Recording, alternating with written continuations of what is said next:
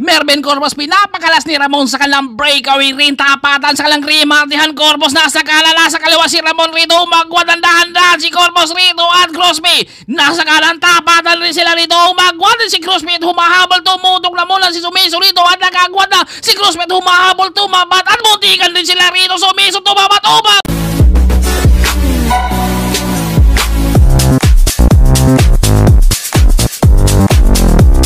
matinding banatan, angatan at pakalasan, patag na may kunting ahon ng ating laban, kakayanin kanyang pigilan si Mervin Corpus sa kanilang Rimartihan ngayon. Pero na dito si Steve Hura na handang tumapat. Ang tanong, kakayanin kaya nila dahil marami ang mga backup ni Mervin Corpus na nasa likuran bago mag-start. Kita nyo lang, binakura na si Corpus dito. Kahit saan to si Corpus ay nakabantay rito si Ramon De La Cruz at ini-start, nagpainit na kagad sila ng baga rito at Lloyd Gina. Sa likod naman itong si Angel Sibura John. Kabadido na putol kagad ang peloton dahil pinainit na niya kalagad yung kanang mga baga rito. Kapag naubusan ka ng maaga, baka maisipan mo rito na baka kulang pa talaga ang ensayo at Angel naman ang pumalit sa paghatak. Pero John Kabadido andyan sa likod, talagang ito yung mga na makikita siguro natin sa pool dahil napakalakas yan. Mapa-breakaway, mapa-Rimartihan, lalaban kung lalaban. Ito yung peloton. Ay mga nag-atip na tayo ng breakaway at Jeronny Ramos nag-atip na rin at ito yung mission ni Jumel. Kailangan niya kapag may lalabas at siya yung tagahabol at Ronnie Ramos rin. Nagtsatsaga rin siya dahil nakita niya yung tatlo umaguhat at hindi talaga nawawala itong si John Kabadido sa breakaway. Pero kita nyo naman yan, wala pa nga sa Rimartihan, gulangan na kaagad yung kanilang breakaway kasama si JR, John Kabadido at Angel. Wala nang gustong magtrangko rito sa kanila at dinadala ni Angel ng dahan-dahan. Dumikit itong si John Kabadido, biglang binanata naman etong si Angel ngayon at hindi na nakakapag-react rito si Angel. Binanata ni John Kabadido dito si Angel, pinapanay-panay ng dahan-dahan, lumilingon sa likod na parang aantay niya ang peloton solo breakaway natin. Si John Kabadido, second group, meron din si Jumel rito ang tagahabol. Ahon, grabe talaga to si John Kabadido. Kapag nakakita ng ahon, doon talaga siya nagwawala. Grospe rin dito at Riggs Agbanlog, Sumiso rin, bumabanat rin si Corpus, nakabantay lagi dyan si Ramon. Yun talaga yung kanyang mission rin. At kailangan diskartihan talaga nito paano makakawala sila dito kay Corpus. Si Ramon na dapat kapitan niya dito. Ang mahalaga rito, hindi makabungad ito si Corpus. At si Sumiso, bumanat siya, dumikit si Corpus. Si Jumel naman ang bumanat at si Steve rin umabol rin kaagad dito sa likod. Kumbaga, ito yung mga diko, yung mga nasa harapan. Tatlo ang umagwat at binakura na nga dito. Si Mervin Corpus plus nandyan yung kanyang mga kakampi dyan sa likod. Si Angel Bumungan, Mark Steven, si Manzano, dinadala rito ni John Kabadido at tatlong breakaway kasama ito si Luigi, Steve Hura at saka si Jumel De Los Reyes. Tatlo rito pero inaantay ni Jumel rito yung kanyang kakampi dito dahil si Steve Hura ang nasa harapan malamang. Siyempre kay MPT rito ang maghabol ngayon. Ang kakampi naman ni Corpus, ang mahalaga rito ay hindi makabungad si Corpus. Kailangan talagang diskarte talaga ang mahalaga rito ngayon dahil si Jumel rito, dahil na lumikod siya, bigla niya binanatan yung dalawa, pinakalas niya. Grabe talaga kapag mga ensayado, no? Meron ka talagang pangbanat. Pero kapag wala kang ensayo, alam mo na talaga kagad na maaga kang magugrugi. Kumaga mapapaisip mo talaga na kulang pa talaga. Ronnie Ramos, bumanat rin siya pero nakita ka ni Angel at hinabol ni Ronnie rito. Si Angel, angatan talaga yung kanilang laban rito. Ito, kapag nakawala ka dito sa may ahon na to, talagang mahirapan na habulin na dahil ahon to At ito ay patiisan sila. Sinubukang kapitan ni Ronnie itong si Angel rito. Napakabigat yan. Pero kapag mga ensayado ay talagang maning-mani lang yan lahat. Si Ronnie Ramos nasa likod. Si Angel talagang sinubukan niyang hatakin. Ito nagwawala si Ronnie ron Napuputol na sila rito. Si Ramon nasa likod lagi. Kaya Corpus kung binabantayan, Sumiso, Jomar, marami pa sila dito sa likuran na nag-aabang at nag-aantay. At si Asi rito, Hinatak niya rito yung grupo. Dapat dito, mukhang nga nautakan sila dito ha. Ginamit na ni Corpus rito yung kanyang mga kalaban rin ha. O mga ganun talaga no. Kaya siyempre laro to kailangan diskartihan na lang talaga. At nakadalawang beses tong attempt si Ronnie Ramos ha. Mga tiyaga talaga rin ha. Kumakasipag sa ensayo at eto namang si John Cabadido hindi nawawala sa harapan. Excellent noodles ang humahabol dito. Dapat tinayaan na muna nito yung dalawa dahil malayo to. Kung mga 70 kilometers. Si parang last banat niya dito sa kanyang hatak ngayon. Dahil inubos na niya at kita nyo naman yan. Lumikod na dito si si Jomar din. Dinadala niya ito yung grupo. Si Angel ang nasa likod at bumagal na rin. Itong si John Cabadido at lumabas rin sa kanan. Tinuloy dito ni Idol. Kaya umagwat. Shoutout rin sa'yo Idol. Ride safe. Thank you rin. Dahil nakadayo tayo dito sa Mayabag. Habag rin. Si Angel Corpus. Nakabakod talaga si Ramon rito. At ito breakaway. Manzano ang nasa harapan. Luigi. Sumiso at kasama si Jumel. Itong tatlo na second group natin. Kapag dumikito. Magiging 3-in-1 ang ating laban ngayon. Pero sa masid-masid natin rito. Lamang nakagad si Sumiso sa kanilang rematian. Kung sakaling hindi maghabol ang peloton. Excellent noodles. Meron na silang kakampi rito. Malamang hindi na maghabol. Kokontrol lang to. Pero kapag nautakan sila rito, pwedeng habulin nila at si Corpus doon, pasahero na muna. Mukhang dadalhin siguro yung ating grupo rin. Dahil ang mahalaga dito, hindi makabungad si Corpus. Kung makabungad si Corpus, mayroong sprinter na si Steve Hura. Kailangan hindi rin siya mag-grogi rito. Pero kita nyo naman yung katawan ni Corpus. Ensayado ngayon. At si Jumel dito, ito yung re-remate kung sakaling ito ay matuloy nila, yung kanilang breakaway rin. Dahil si Sumiso dito, handa siya makikipagsabayan dyan sa rematehan. Kaya nagpupursige rin dito si Sumiso na may tutuloy nila yung kanilang breakaway. Dahil alam ni Sumiso na kaya niyang rematehin yung tatlo rito. Dahil 3-in-1 ng ating laban. At grabe si Sumiso, dinadapaan niya rito para tumuloy. Para talagang aagwat sila ng lalo. Dahil yung ating grupo, ano kayang sitwasyon? Sa ating grupo ngayon At kita nyo naman ako, hinabol ni Angel rito yung kanyang kakampi. Dapat hindi na muna.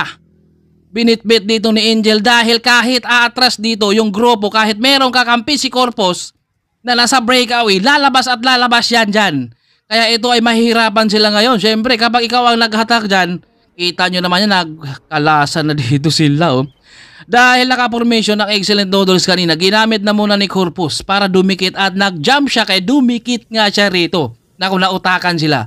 Kahit umatras si Corpus dito sa grupo, kaya niyang i-jump yung kanyang sarili papunta sa mga breakaway rin. Kaya dapat hindi na muna dinala at hinayaan na muna yung breakaway na 4. Nako, ganun talaga ang laban. Kumbaga, laro talaga Kumbaga, siguro kanya-kanyang mga discard dito. Kumbaga, doon sa nakita natin at nag-jump pa dito si Grospe, ito na mahihirapan dito. Yung dalawang excellent noodles ngayon. Dahil nandito si Corpus na sa breakaway. Kumbaga isang sprinter, siyempre veterano yan. At si Ramon kasama rin dito dahil hindi niya pwedeng talagang pakawalan kahit uuwi na nga Pangasinan yan. Si Corpus sasama yan si Ramon dahil bago mag-start nakabantay na yan siya kanina. At maraming salamat sa lahat ng mga followers natin. Thank you. Shout out din kay Sir Alex Bilan. Ops, malapit na rin ating tour of Matabungkay. Kita-kits na naman tayo dyan. At si Jumel dito, sacrifice na yung kanyang sarili dito. Kung hindi hinatak sa mga kakampi ni Sumiso, hindi dumikit itong si Corpus dito dahil talagang antayin yung tamang oras. Pero magja-jump pa rin yan si Corpus dahil hindi niya pwedeng pabayaan yung kanyang mga kakampi na aagwat lang. Dahil si Sumiso, lamang na siya doon sa ating masid-masid. Pero syempre, diskarte na yan lang kung ano yung mga technique nila at saka gameplay rin. Kaya ito ay paubos na rin itong si Jumel rito dahil tapos na rin yung kanyang mission rin. Grabe. Grogihan at pagod at Corpus dito ang nagtsatsaga na. Dahil yung kanyang mga kampi ay siyempre pagod na yan. Kaya siya talaga ang magtsatsaga rito sa paghatak sa kanilang breakaway. Dahil alam niya rito na kapag masasagad yan lang hanggang finish line, lamang na kaagad siya rito. Dahil wala rito si Steve Hura dahil gumalas doon sa kanilang mga banatan dahil siyempre kakabalik lang din. Steve Hura din siyempre nangangapa tuloy-tuloy yung ating ulan, bagyo kaya mahirap talaga rin mag-ensayo rin. At si Manzano naman pumalit, Grospe ay mapapalaban rito yung dalawa laban sa marami. Sino kayang lamang dyan? Grospe naman ang humatak rito. Napakaganda yung ating breakaway na kanina. Dahil si Sumiso doon, lamang na siya doon. Pero syempre, dahil diskarte na yun nila, dahil hinatak at naka-formation ang mga Team Excellent Dodos, ginamit na muna ni Corpus yung kanyang mga kalaban. Nung malapit na dumikit, ayan, nag-jump siya, kaya naiwan na sila. Kahit umatra si Corpus ng malayo, kaya niyang i-jump at hindi pwedeng hindi mag-jump si Corpus, lalo nandun siya sa grupo at agwat yung kanyang mga kakampi. Lalabas at lalabas talaga yan si Corpus. Kumbaga siguro ganun talaga. Ang laban rin medyo talagang kailangan ng water dito dahil napakainit yung ating panahon, plus nag-iinit pa sila rito, kaya magandang abangan natin rito kung kakayanin ba nila talunin dito si Corpus sa kalang rimatihan at si Sumiso nakabantay rin. Kaya special Grospe at si Ramon talagang inasawa talaga niya, kahit uwi yan si Corpus sasama talaga yan dahil kanina pa yan talagang binabantayan to. Corpus dito ang nagtsatsagang humatak sa kanilang breakaway rin. Napakalakas talaga. Kumbaga, ubos kong ubos dito si Ramon ngayon. Ang malaga, hindi talaga siya kakalas rin rito sa kanila dahil sayang Kumbaga, kailangan na dipinsahan mo talaga. Corpus na naman ang humahatak. Dahil kailangan niyang bit-bitin rin dahil pagod na dito yung kanyang mga backup. Mga bodyguard ni Corpus pagod na. Kaya kailangan na magtrabaho na siya rito. Dahil kapag hindi rin niya hatakin yan, baka sakali makarecover yung mga kakampi rin ni Sumiso na mabulabog pa to, kailangan magtyaga siya rito. Si Ramon, grabe rin yung tiis. At si Sumiso kanina, talagang siguro nang hinayang din siya. Pero syempre kapag naitutuloy naman siguro nila yung 4 na breakaway, pakakalasin rin si Sumiso. Pero ramdam natin doon na medyo lamang, pero talagang lalaban rin to si Sumiso dahil hindi basta susuko yan.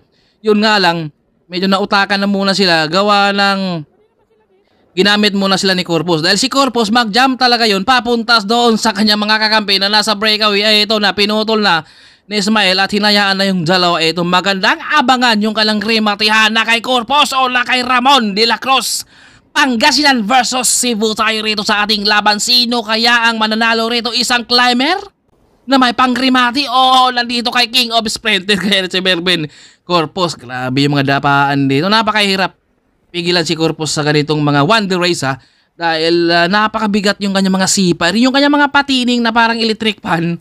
Napakabigat sa bayan, kaya kapag ito nagkatapat si Uranza at si Corpus, talagang mapapaangat talaga yung puwetre ni Uranza dahil yung kanyang mga patining nandyan siguro. Dati hindi naman to ganun kalakas talaga si Corpus. Kapag nakita ng ahon, kumakalas na to sa patag, nauna na to, kaya pagdating na sa ahon, doon naman siya abutan. Pero ngayon, talagang sa taon ng 2025, talagang namamayagpag rin siya. At ito, pinapakalas na si Corpus ni Ramon sa kanilang breakaway. Kakaiba talaga yung ating mga bagong pro ngayon na lumalaban na. Kumaga pro versus pro tayo, pero lamang na dito si Corpus ngayon. Pero malay mo, makakasilat siya rito dahil pinapakalas ni Ramon itong si Mervin Corpus sa kanilang breakaway dahil pinagbabantan niya dito. At ito, binubombahan dito ni Ramon, ito si Corpus ngayon. Ang tanong, paano kaya niya diskartihan para sa kalang rimatihan rin dito? Corpus ang nasa harapan, Ramon nakikiramdam at nasa likod rin yung grupo. Kapag hindi rin hatakin ni Corpus talaga, mabulabog baka makakasilat pa yung mga nasa likod. Kaya kailangan talagang siya na lang ang magtatsaga rito. Pero ito, grabe yung mga breakaway talaga nila. At grabe rin yung lakas na pinakita ni Ramon. Tiniis rin niya yung tulin rin Dahil nasa kanila na nga, abangan natin kung sino ang nasa champion nga natin o pangalawa. Siyempre, si Ramon dito.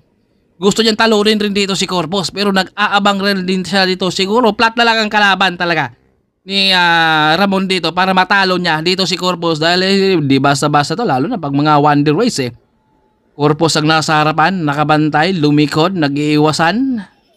Ito, bumobomba pero nakabantay lagi dito si Corpus. Talagang gustong pakalasin dito ni Ramon si Corpus, pero talagang mahirap pakalasin to dahil patag to Nakangiti, tinapatan. Dito, ops, wala lang trangkuhan yung kalang rimatihan, tapatan, Ramon versus Mervin Corpus. Sino kaya ang mananalo rito ngayon dahil tinapatan rito ang King of Sprinter na Grabe si Ramon. Umangat si Ramon rito. Corpus mo. Manat na rito. Tinitingnan na rito kung makakahabol ba si Ramon rito. Umagwat na rito. Tumahabol. Si Ramon 65 kibisa yung balat rito ni Corpus. Umahabol si Ramon rito. At grabe. Yung balat ni Corpus talagang naiwan ka agad. Etong si Ramon. Alam ni Ramon na talagang hindi niya kaya pero sinubukan pa rin niya. Ang mahalaga ay hindi susuko rin. Grabe pinakita at tatlo yung ating second group Bansano. So, Meso at saka Grospe, etong magandang abangan at lumikod na hindi na rumimate. Si Manzano nasa kanan, si Grospe. Mga si Grospe din humahabol, tumutok na mula si Sumiso di umagwat rin. Etong si Ismael rito at humahabol dito. Sumiso basala, 65 kms at nagkamuntikan pala dito at humahabol, tumapat at umagwat. Etong si Sumiso rin, tinalo rin dito. Si Ismael Grospe, grabe yung ating mga macho. Lumalaban talaga. Grabe napakatuloy na yung angat dyan ni Ismael pero tinutukan niya muna rito.